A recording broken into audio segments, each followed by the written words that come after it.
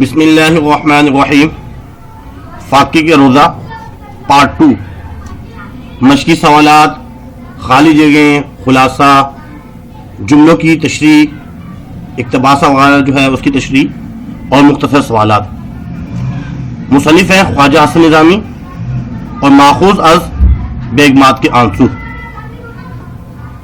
یہ ہم بتا چکے ہیں کہ دہلی کا لال قلعہ اور مرزا سلیم بہادر کے بارے میں، مرزا شہروز کے بارے میں یہ قصہ ہے.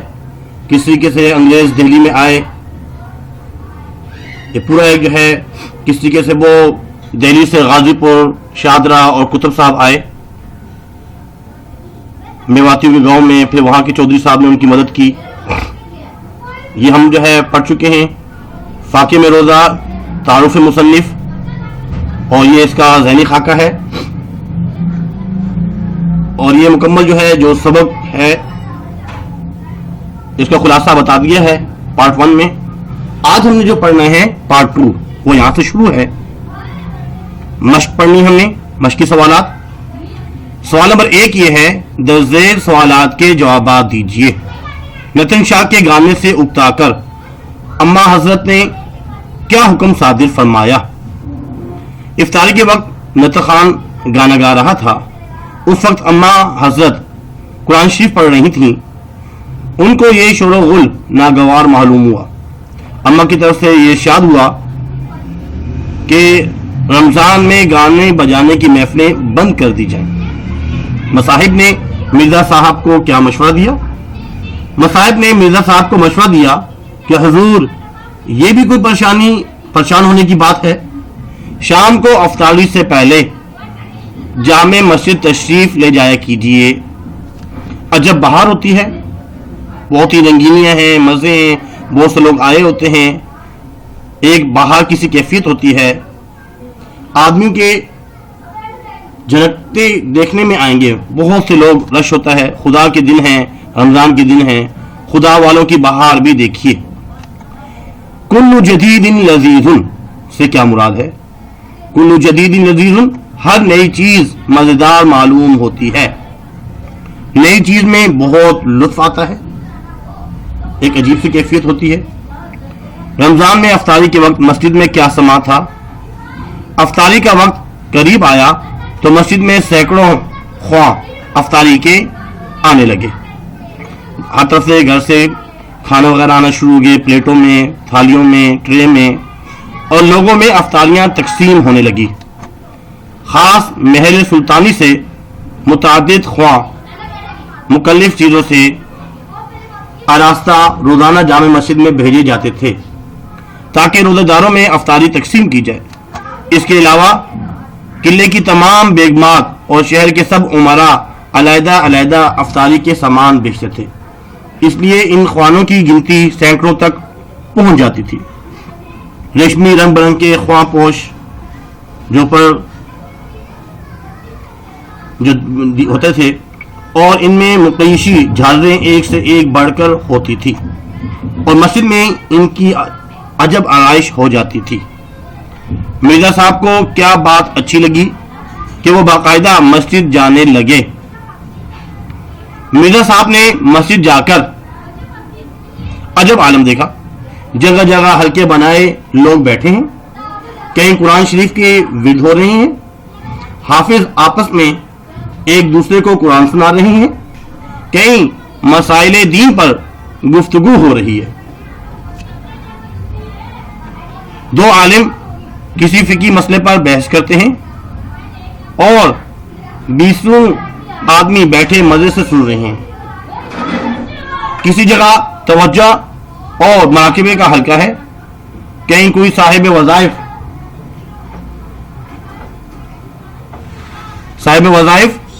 میں مشغول ہے.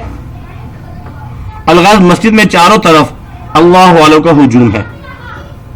مرزا کو یہ نظارہ نہایت پسند آیا کہ وہ باقاعدہ مسجد جانے لگے.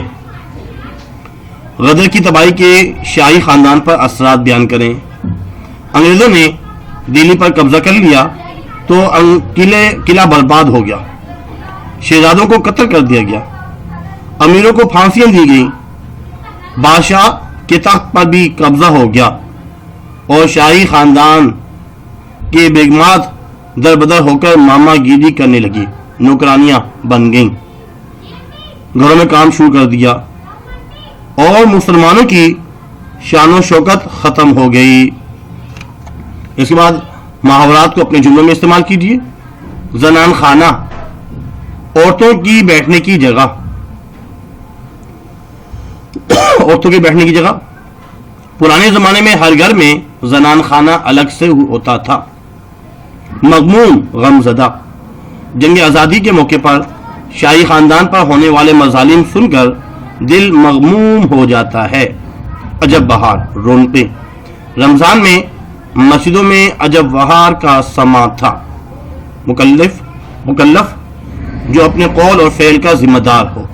اللہ تعالیٰ نے کسی مسلمان کو ایسے کام کا مکلف نہیں بنایا جو اس کی دسترس سے باہر ہو، جو اس کی دسترس میں ہے، جو وہ کر سکتا ہے اس کے کرنے کا کہا گیا ہے، اور اس کی طاقت کے بغیر جو اس کے اندر استطاعت نہ ہو، طاقت نہ ہو، اس کا وہ مکلف نہیں بنتا۔ زیر و زبر ہونا، شکست کھانا۔ دہلی پر انگریزوں کے قبضے کے بعد مغلیہ سلطنت زیر و زبر ہو گئی۔ ماما گیری، نوکرانی، خادمہ والا کام جو ہوتا ہے۔ جنگ آزادی کے بعد بڑے بڑے امراء کی خواتین در بدر ہو کر ماما گیری کرنے لگیں۔ دلاسا دینا، تسلی دینا۔ ہمیں دکھ کے موقع پر اپنے عزیزوں کو دلاسا دینا چاہیے۔ مقدر اصل میں ہے غمگین، غلطی ہوگی اس میں، غمگین۔ میرے بھائی نے مجھے ڈانٹا تو میری طبیعت مقدر ہو گئی، غمگین ہو گئی۔ اس کے بعد سوال نمبر 3، کثیر الانتخابی سوالات۔ ہندوستان کا دل کہلاتی ہے دہلی۔ ابو ظفر بہادر شاہ ظفر کے بھائی تھے۔ ابو ظفر بہادر شاہ ظفر کے بھائی تھے کون؟ مرزا سلیم بہادر۔ لہو لعاب کا مطلب ہے کھیل کود۔ رنگ متغیر ہونا، یہ محاورہ ہے۔ انگریزی سرکار نے ماہوار پینشن مقرر کر دی 5 روپے۔ اس کے بعد اقتباسات کی وضاحت۔ تقدیر ان کی ٹھوکریں کھلواتی ہے جو تاجوروں کو ٹھوکریں مارتے تھے، قسمت نے ان کو بے بس کر دیا جو بے کسوں کے کام آتے تھے۔ حوالہ، یہ اقتباس ہماری اردو کی کتاب گلزار اردو کے سبق فاقے میں روزہ سے لیا گیا ہے، جس کے مصنف خواجہ حسن نظامی ہیں، اور خواجہ حسن نظامی نے جنگ آزادی اور مغلیہ سلطنت کے زوال کے حوالے سے متعدد مضامین لکھے ہیں۔ وضاحت یعنی تشریح۔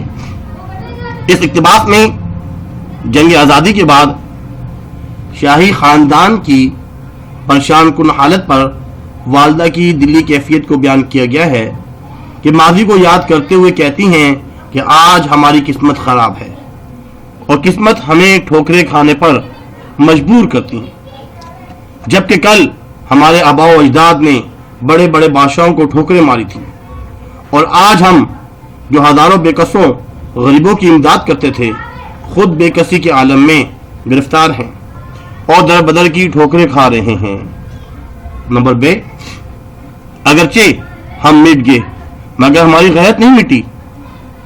میدان میں نکل کر مر جانا یا مار ڈالنا اور تلوار کے زور سے روٹی لینا ہمارا کام نہیں، صدقہ خوری ہمارا شیوا نہیں۔ وضاحت، شاہی خاندان میں جب، اس سے پہلے حوالہ لکھنا ہے، حوالے کے بعد جو حوالہ بتایا گیا وہ لکھیں گے۔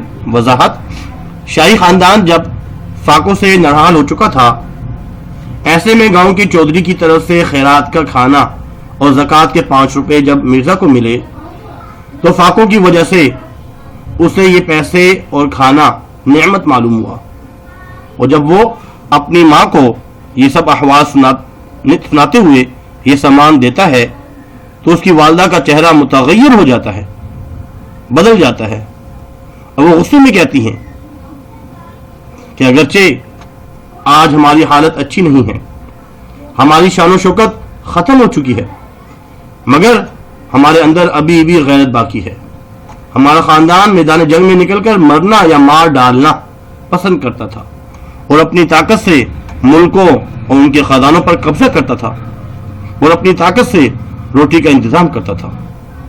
خیرات لینا ہمارا کام نہیں. اس کے بعد سوال نمبر 5 میں کوئی بھی 5 محاورے لکھنے ہیں. محاورے جو ابھی بتائے گئے ہیں جو پیچھے جملے وغیرہ اس میں سے دیکھے جا سکتے ہیں. الحمدللہ کافی اسٹوڈنٹ نے سبسکرائب تو کر لیا ہے چینل کو, لیکن یہ ان کے لیے ہے جنہوں نے ابھی تک سبسکرائب نہیں کیا. برائے مہربانی لازمی سبسکرائب کیجئے, شیئر بھی کیجئے تاکہ دوسروں کو فائدہ ہو سکے. کمنٹس کیا کریں کہ مزید اس کو کیسے بہتر کیا جائے. اور اب ہماری کوشش ہے کہ تمام جو ہے پوری بک کی ویڈیو آہستہ آہستہ اپلوڈ کرتے رہیں, مشقی سوالات بھی اور خلاصے یا مرکزی خیال جہاں پہ ضرورت پڑتے ہیں وہاں پہ. آج کے لیے اتنا ہی کافی ہے. اپنا خیال رکھیے گا. اللہ حافظ. وما علینا الا البلاغ المبین. جزاکم اللہ خیر فاحسن الجزاء.